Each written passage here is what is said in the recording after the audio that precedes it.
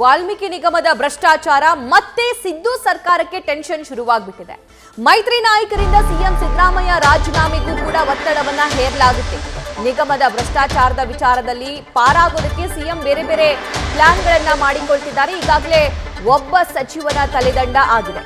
ಈಗ ಶರಣ್ ಪ್ರಕಾಶ್ ಪಾಟೀಲ್, ಸಿದ್ದರಾಮಯ್ಯ, ಬಸನಗೌಡ, ದದ್ದಲ್ ರಾಜೀನಾಮೆಗೂ ಕೂಡ ಒತ್ತಡ ಕೇಳಿ ಬರ್ತಾ ಇದೆ. ದದ್ದಲ್ ರಾಜೀನಾಮೆ ಮೂಲಕ ಪ್ರಕರಣದಿಂದ ಜಾರಿಕೊಳ್ತಾರಾ ಸಿಎಂ ಅನ್ನುವಂಥದ್ದು ಕೂಡ ಸದ್ಯಕ್ಕಿರೋ ಪ್ರಶ್ನೆ.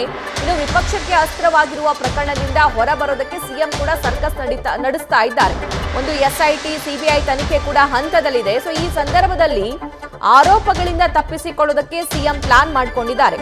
ಈ ಬಗ್ಗೆ ಮತ್ತಷ್ಟು ಲೈವ್ ಡೀಟೇಲ್ಸ್ ನೀಡ್ತಾರೆ ನಮ್ಮ ಪೊಲಿಟಿಕಲ್ ಕರೆಸ್ಪಾಂಡೆಂಟ್ ಗಣಪತಿ.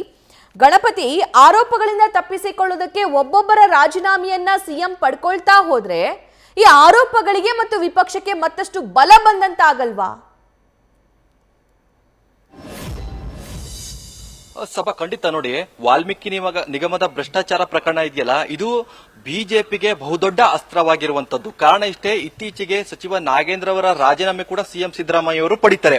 ಆದ್ರೆ ಈ ಪ್ರಕರಣ ಸುತ್ತಕೊಂಡಿರೋದಲ್ಲಿ ನೇರವಾಗಿ ಸಿಎಂ ಸಿದ್ದರಾಮಯ್ಯ ಅವರ ಬುಡಕ್ಕೆ ಕಂಪ್ಲೀಟ್ ಈ ಪ್ರಕರಣಗಳು ಸುತ್ತಾಕೊಂಡಿರುವಂತದ್ದು, ಈ ಭ್ರಷ್ಟಾಚಾರವನ್ನ ಸುತ್ತಾಕೊಂಡಿರುವಂತದ್ದು. ಕಾರಣ ಇಷ್ಟೇ, ಹಣಕಾಸು ಇಲಾಖೆ ಯಾರ ಹತ್ರ ಇರುವಂತದ್ದು? ಸಿಎಂ ಸಿದ್ದರಾಮಯ್ಯ ಅವರೇ ಹತ್ರ ಇರುವಂತದ್ದು.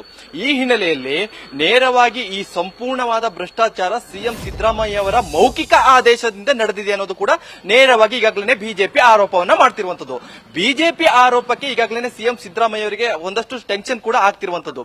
ಈ ಹಿನ್ನೆಲೆಯಲ್ಲಿ ಸಚಿವ ನಾಗೇಂದ್ರ ಅವರ ರಾಜೀನಾಮೆಯನ್ನ ಪಡೆದಿದ್ದಾರೆ. ಇಲ್ಲೊಂದ್ ಕಡೆ ನಿಟ್ಟುಸಿರು ಬಿಟ್ಟಿರುವಂತಹ ಸಿಎಂ ಸಿದ್ದರಾಮಯ್ಯ ಅವರಿಗೆ ಬಿಜೆಪಿಯವರು ಯಾವುದೇ ಕಾರಣಕ್ಕೂ ಬಿಡ್ತಾ ಇಲ್ಲ, ನೇರವಾಗಿ ಮತ್ತೆ ಪುನಃ ಅಟ್ಯಾಕ್ ಮಾಡ್ತಾ ಇದ್ದಾರೆ. ಕಾರಣ ಇಷ್ಟೇ, ಸಿಎಂ ಸಿದ್ದರಾಮಯ್ಯ ಅವರ ರಾಜೀನಾಮೆಯೇ ಬೇಕು. ಈ ಹಿನ್ನೆಲೆಯಲ್ಲಿ ಈಗಾಗಲೇ ಸಿಎಂ ಸಿದ್ದರಾಮಯ್ಯ ಅವರು ಇದೇ ನಿಗಮದ ಅಂದ್ರೆ ವಾಲ್ಮೀಕಿ ನಿಗಮ ಏನಿದೆ ಅದರ ಅಧ್ಯಕ್ಷರಾದಂತಹ ಬಸನಗೌಡ ದದ್ದಲ್ ಏನಿದ್ದಾರೆ, ಅವರು ಕೂಡ ಈ ಪ್ರಕರಣದಲ್ಲಿ ಭಾಗಿಯಾಗಿದ್ದಾರೆ ಅನ್ನೋದು ಕೂಡ ಒಂದಷ್ಟು ಚರ್ಚೆ ಕೂಡ ಆಗ್ತಿರುವಂತದ್ದು.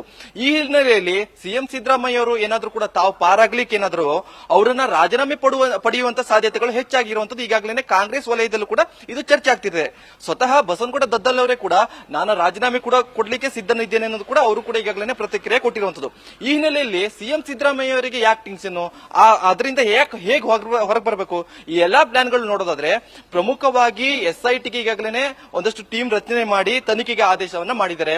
ಕಂಪ್ಲೀಟ್ ಒಂದಷ್ಟು ವಿಚಾರಗಳಿದೆಯಲ್ಲ, ಇದು ಎಸ್ಐಟಿ ಲೆವೆಲ್ ಅಲ್ಲೇ ನಡೆದ್ರೆ ಒಂದಷ್ಟು ವಿಚಾರಣೆಯಿಂದ ಪಾರಾಗುವಂತ ಸಾಧ್ಯತೆಗಳಿರುತ್ತೆ. ಇಲ್ಲೇ ತನಿಖೆ ಆದೇಶ ನಡೆದಿದ್ದೆ ಆದಲ್ಲಿ ವಿಚಾರಣೆಯಿಂದ ಒಂದಷ್ಟು ಪಾರಾಗಬಹುದು, ವಿಚಾರಣೆಗಳು ಇಲ್ಲೇ ನಡೆಯುತ್ತೆ ಅನ್ನೋದು ಕೂಡ ಒಂದಷ್ಟು ಸಿಎಂ ಸಿದ್ದರಾಮಯ್ಯ ಅವರ ತಂತ್ರಗಾರಿಕೆ. ಜೊತೆಗೆ ಈಗಾಗಲೇ ನಾಗೇಂದ್ರ ಅವರ ರಾಜೀನಾಮೆಯನ್ನ ಪಡೆದಿದ್ದಾರೆ. ಅದರ ಜೊತೆಗೆ ಬಸನಗೌಡ ದದ್ದಲ್ ಅವರ ರಾಜೀನಾಮೆ ಪಡೆದಿದ್ದೆ ಆದಲ್ಲಿ ಇಲ್ಲೊಂದ್ ಕಡೆ ತಾವು ಕೂಡ ನಿಟ್ಟುಸಿರು ಬಿಡುವಂತ ಸಾಧ್ಯತೆಗಳಿರುತ್ತೆ. ಯಾಕಂತಂದ್ರೆ ನಾಳೆ ವಿಪಕ್ಷಗಳು ಪ್ರಶ್ನೆ ಮಾಡಿದ್ದಲ್ಲಿ ಸಚಿವರ ರಾಜೀನಾಮೆ ಪಡೆದಿದ್ದೀನಿ, ನಿಗಮದ ಅಧ್ಯಕ್ಷರು ಕೂಡ ರಾಜೀನಾಮೆ ಕೊಡುವಂತ ಸಾಧ್ಯತೆಗಳಿದೆ. ಈ ನಿಟ್ಟಿನಲ್ಲಿ ಒಂದಷ್ಟು ಉತ್ತರಗಳನ್ನ ಕೊಡಬಹುದು. ಜೊತೆಗೆ ನೋಡಿ, ಈ ಪ್ರಕರಣಗಳಿಂದ ಒಂದಷ್ಟು ಟೆನ್ಷನ್ ಆಗಿರುವಂತದ್ದು ಎಲ್ಲಿ ಅಂತಂದ್ರೆ ಮತ್ತೊಬ್ಬ ಸಚಿವರ ಹೆಸರು ಕೂಡ ಕೇಳಿ ಬರ್ತಾ ಇದೆ, ಶರಣ್ ಪ್ರಕಾಶ್ ಪಾಟೀಲ್ ಅವರು. ಈಗಾಗಲೇ ಅವರ ವಿರುದ್ಧ ಒಂದಷ್ಟು ದೂರು ಕೂಡ ಇರುವಂತದ್ದು. ಖಾಸಗಿ ದೂರಿನಲ್ಲಿ ಹೇಳ್ತಾರೆ ನೇರವಾಗಿ, ಶರಣ್ ಪ್ರಕಾಶ್ ಪಾಟೀಲ್ ಅವರು ಈ ಪ್ರಕರಣಕ್ಕೆ ಸಂಬಂಧಪಟ್ಟಂತೆ ಸಾಕ್ಷಿ ನಾಶಕ್ಕೆ ಪ್ರಯತ್ನ ಪಟ್ಟಿದ್ದಾರೆ. ಈ ವಿಚಾರಗಳು ಕೂಡ ಈಗಾಗಲೇ ಬಿಜೆಪಿಗೆ ಒಂದಷ್ಟು ಅಸ್ತ್ರವಾಗಿರುವಂತದ್ದು.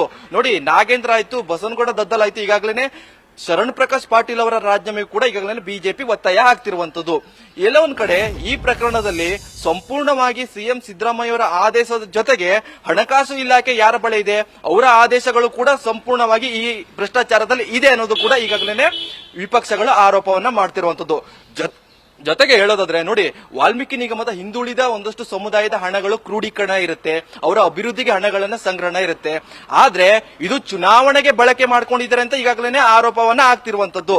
ಹೀಗಾಗಿ ಸಿದ್ದರಾಮಯ್ಯ ಅವರಿಗೆ ಯಾವ ಹಣೆ ಪಟ್ಟ ಬರುತ್ತೆ ನೋಡಿ, ಹಿಂದುಳಿದ ಸಮುದಾಯದ ವರ್ಗಗಳ ಹಣಗಳನ್ನ ಬಳಸಿ ಇವರು ಚುನಾವಣೆ ಮಾಡ್ತಾ ಇದ್ದಾರೆ ಅನ್ನೋದು ಒಂದಷ್ಟು ಹಣೆಪಟ್ಟೆ ಸಿಎಂ ಸಿದ್ದರಾಮಯ್ಯ ಅವರಿಗೆ ಬರುತ್ತೆ. ಹೀಗಾಗಿ ಈ ಹಣೆಪಟ್ಟೆಯಿಂದ ಹೊರಬರಬೇಕು ಅನ್ನೋ ನಿಟ್ಟಿನಲ್ಲಿ ಈಗಾಗಲೇ ಸಿಎಂ ಸಿದ್ದರಾಮಯ್ಯ ಅವರು ಕೂಡ ಪ್ಲಾನ್ ಮಾಡ್ತಿರುವಂತದ್ದು. ಅದು ಎಸ್ಐಟಿಯಲ್ಲೇ ರಚನೆ ಆಗಿ ತನಿಖೆ ಆಗಿ ಇಲ್ಲೇ ವಿಚಾರಣೆ ನಡೆಯಬೇಕು ಅನ್ನೋದು ಕೂಡ ಈಗಾಗಲೇ ಸಿಎಂ ಸಿದ್ದರಾಮಯ್ಯ ಅವರು ಒಂದಷ್ಟು ಪ್ಲಾನ್ ಕೂಡ ಮಾಡ್ತಿರುವಂತದ್ದು. ಸಭಾ, thank you Ganapati. News first ನಿರ್ಭೀತಿಯಿಂದ ನಿಮ್ಮ ಪರವಾಗಿ.